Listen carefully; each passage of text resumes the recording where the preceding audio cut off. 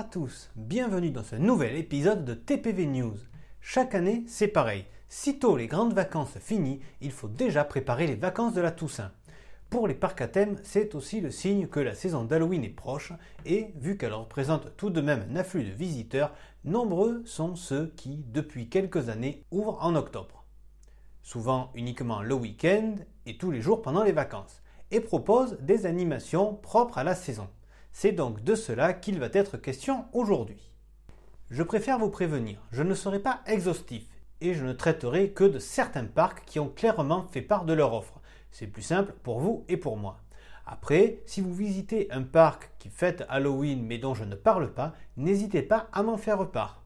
Notez aussi que je risque de me répéter, les animations étant parfois les mêmes d'une année à l'autre, voire même d'un parc à l'autre, il n'y a guère que la licence qui diffère. De la même façon, on va traiter des parcs de manière chronologique. Certains parcs ont déjà ou vont bientôt débuter leur saison, d'autres la commenceront un peu plus tard et on en parlera les prochaines fois, c'est logique. Enfin, je vous donne ici les animations.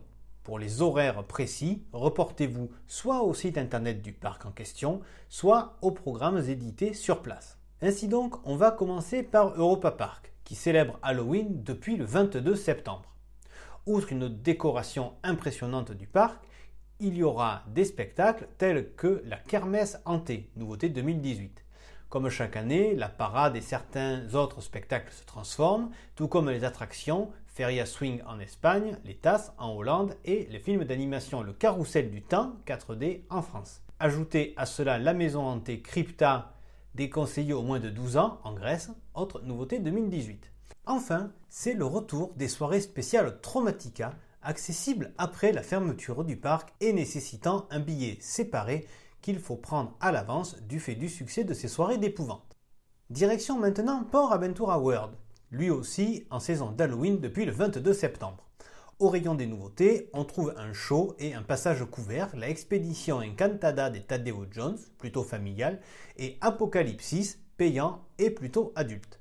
On retrouve aussi les spectacles La Muerte Viva dans la zone mexicaine, la parade du soir et le show nocturne dans la zone méditerranée, le passage hanté La Selva de Miedo et le spectacle Aves de Paraíso, pas du tout Halloween mais présent quand même en Polynésie, les animations et les spectacles avec les personnages de la rue Sésame dans leur zone dédiée, les shows Halloween Kingdom et Bubble Boo en Chine, Vampire, La Posada de la Familia Halloween et Big Bang Halloween au Far West. On retrouve aussi les passages hantés payants, 5 € chacun, Rec en Polynésie et Horror in Texas au Far West. Je termine en vous signalant que, en plus de la soirée Halloween du 31 octobre, il y en a une autre dédiée aux vampires le 13 octobre. Dans les deux cas, le parc sera ouvert jusqu'à 1h du matin et la soirée commencera à 18h. Il faudra être muni d'un billet séparé. Comme vous le voyez, les activités ne manquent pas. Et ce n'est qu'un début. Comme je vous le disais, beaucoup de parcs seront ouverts en octobre.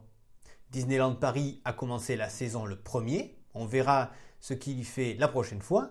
Les parcs qui commencent le 6 octobre auront leurs vidéos ensuite.